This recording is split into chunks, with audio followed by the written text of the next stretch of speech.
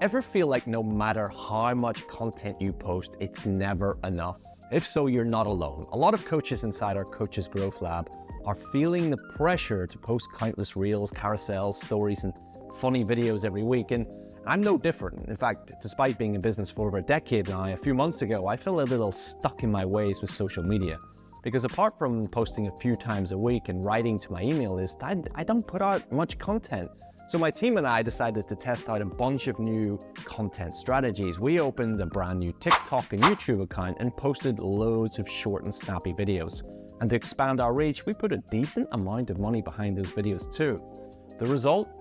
An underwhelming result, to say the least. Despite all the extra time, money, and effort we put into those videos, we didn't see the return on investment we were expecting.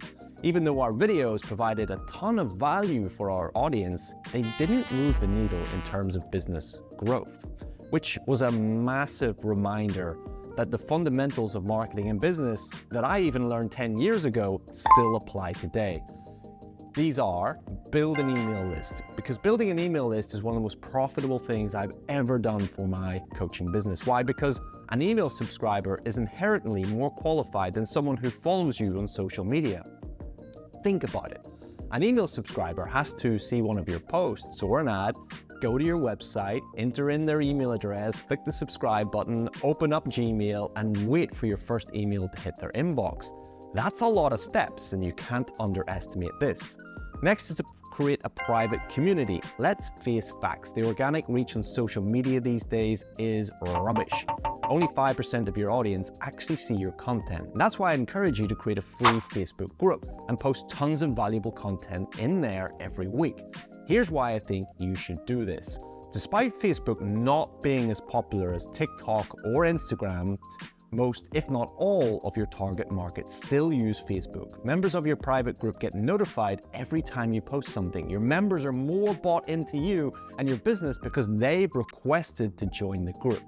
Oh, and one more thing, not only are Facebook groups free, but they have amazing features. You can go live, post polls, upload videos, and communicate with your audience on a more personal level, away from the hustle and bustle on their newsfeed. The benefits are endless, so if you're not using a private Facebook group to build know, like, and trust with your audience, I suggest you do. Next is to post bite-sized content. I know I just told you that email subscribers are more qualified than followers, and only 5% of your audience will see your organic content, but that doesn't mean you shouldn't post anything on social media. If I was starting from scratch, I'd come up with a weekly content plan and post one piece of valuable content every day. That might sound like a lot, but I wouldn't stress too much about how pretty my pictures or videos were. I'd simply focus on posting something valuable. And to streamline this task, I block off a couple of hours every Monday, create 5 to 7 short form posts, and schedule them for the rest of the week. This would allow me to stay consistent and reach new people without the daily stress of posting every day. Could I do more than these 3 things? Absolutely. But as I demonstrated, posting more content doesn't necessarily mean you'll get more clients or grow your business. So if you've been feeling the pressure to jump on the latest social media trend or be everywhere all the time, consider what I've shared here with you today, because likes, comments, and followers may help boost your ego and give your clout amongst your peers, but they sure as hell won't pay your bills. As always, I hope this was helpful. Till next time.